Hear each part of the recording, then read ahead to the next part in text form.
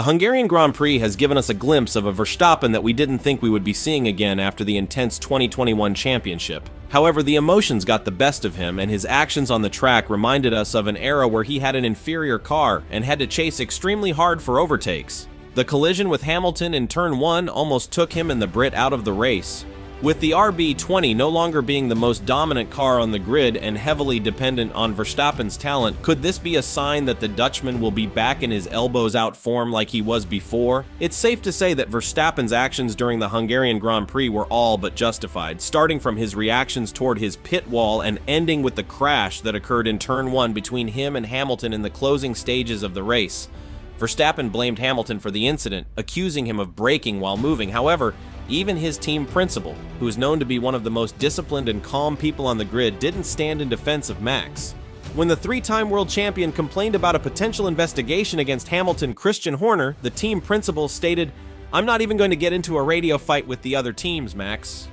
We will let the stewards do their thing. It is childish on the radio." This was not the only instance of Verstappen's emotional outburst during the race. In an earlier situation on the opening lap, Verstappen believed he was ahead of Norris when he was pushed off the track. When his team instructed him to give the position back to avoid any further penalties that could hinder his race, Verstappen's reaction was again furious and sarcastic. He retorted, "Okay, so you can just drive people off the track then? You can tell the FIA that that's how we're going to race the whole race." Bear in mind that this is a three-time world champion we're talking about, one who has scored more than 100 podiums and won 62 races in his career. The shenanigans he's exhibiting seem reminiscent of the 2016 to 2021 era, and it seems they are making a comeback. The emotional side of Verstappen is always going to be present, and there are certainly reasons for it. For the first time in 3 years, he doesn't have the luxury of winning a race with a 20-second advantage and then going for a free pit stop just to gain the fastest lap of the race. When you're that far ahead, there's nothing to be angry about, and you can't blame anybody because you're just lapping drivers over and over. However, Verstappen seems to be forgetting quickly that the same pit wall he's blaming for strategy is the one that placed him P2 in Silverstone just 2 weeks ago, where he praised the strategy team for executing the pit stops perfectly. When discussing the strategy in Hungary, Verstappen remarked, "It is quite impressive how we let ourselves get undercut and completely ruin my race." Nevertheless, the statement that Verstappen just made should concern all the drivers on the grid, especially those who will fight more frequently with him at the front, such as Norris, Hamilton, Piastri, or maybe even Leclerc. The damage he sustained from the collision on his floor wasn't enough for him to retire the car or lose significant amounts of downforce, which he should be thankful for. Yet, when Horner advised him to be checked by a medical steward, as that is routine procedure after such a crash, Verstappen angrily responded, "Let them send that medical delegate to the stewards to see if they're okay. I'm completely fine." It doesn't take a genius to see this as childish behavior, but it also shows a pattern that should worry Red Bull. Verstappen usually doesn't act well when he lets emotions extract the worst behavior from him. For example, he hasn't been the best when defending against Hamilton, like in 2021, where both drivers often ended their races prematurely. This would have happened even more had it not been for Hamilton backing out in many situations. A similar situation was also present in Austria this year, where Verstappen didn't leave a car's width for Norris but wasn't as angry because he finished P5 while his rival retired the car. However, when Norris tried to overtake Verstappen with damaged machinery, Verstappen blocked the way, even though he had a punctured tire and couldn't drive the car properly, showing that these behaviors are not going away quickly. This was one of the rare times Red Bull got outsmarted by Mercedes. For most of the first stint, Hamilton kept himself within a second of Verstappen, which is why the Silver Arrows decided to pull the trigger first and pit Hamilton for an undercut, a process that seemed to be successful both times it was done. In the second pit stop, Verstappen also had to catch Leclerc, who was doing extremely well on the medium tire. Even though he passed the Monegasque driver after a few laps of chasing, he still finished behind him due to the incident with Hamilton in Turn 1. During the third stint, Verstappen pushed extremely hard on the medium tire to cut down as much time to Leclerc as possible. Within a handful of laps, the difference dropped from 6 to 2 seconds.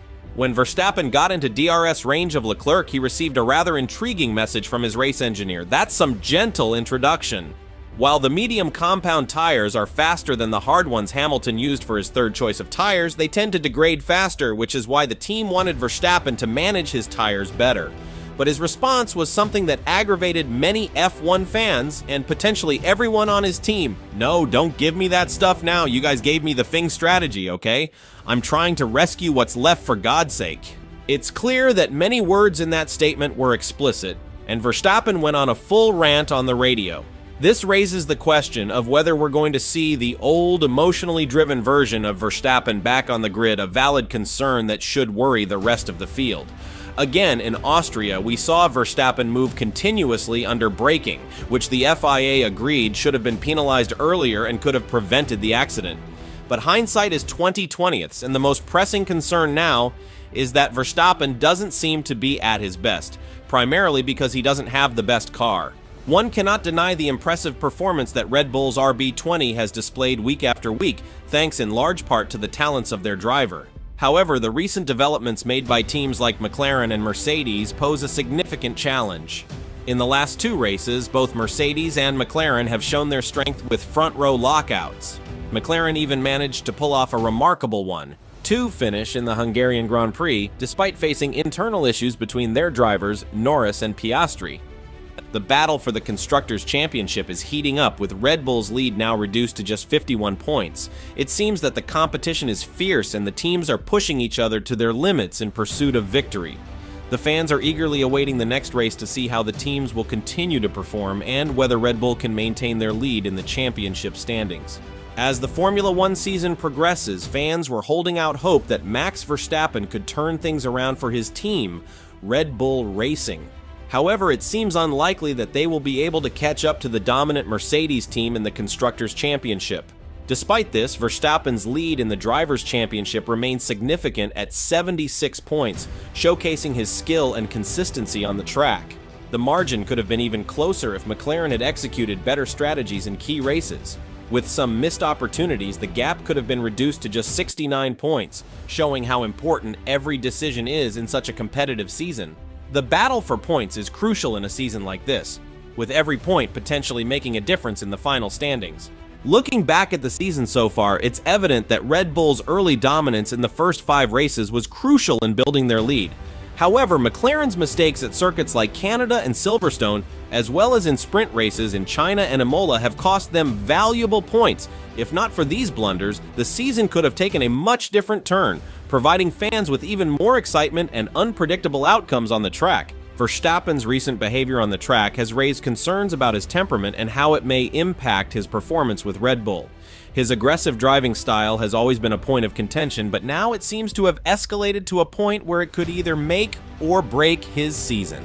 There is a fine line between being a confident and competitive driver and being a reckless and volatile one. Verstappen's actions at the recent race have put him on the edge of that line, and it remains to be seen which side he will fall on in the coming races.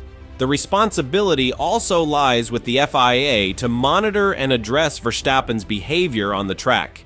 Their decision to call both Verstappen and Hamilton in for a discussion after the race shows that they are aware of the potential consequences of allowing such behavior to go unchecked. Ultimately, the outcome of this situation will depend on how Verstappen chooses to conduct himself in future races. Will he channel his aggression into a renewed focus on racing, or will he continue down a path of confrontation and controversy? Only time will tell. Taking into consideration the recent highs and lows of Max Verstappen's emotional state, one can't help but wonder if his emotions will ultimately become too overwhelming to manage. The intense pressure of being a top driver in Formula One, combined with the relentless scrutiny from the media, could potentially push Verstappen to a breaking point. Furthermore, the internal drama within the Red Bull team and the noticeable decline in performance could be contributing factors to Verstappen's emotional roller coaster. It's not uncommon for athletes in high-pressure environments to struggle with their emotions, and Verstappen is no exception. The looming question now is whether Verstappen's emotional struggles will lead to his departure from Red Bull. As Mercedes continues to court him with a strong PR campaign showcasing the team's capabilities and successes, it may be tempting for Verstappen to consider a move to a more stable and competitive environment. Ultimately, only time will tell how Verstappen's emotions will impact his future in Formula One. Will he be able to overcome his struggles and continue to thrive as a top driver, or will he reach a breaking point that forces him to make a drastic decision? Your thoughts and opinions on this matter are welcome in the comments below. And don't forget to watch the accompanying video for more insights and analysis on this topic.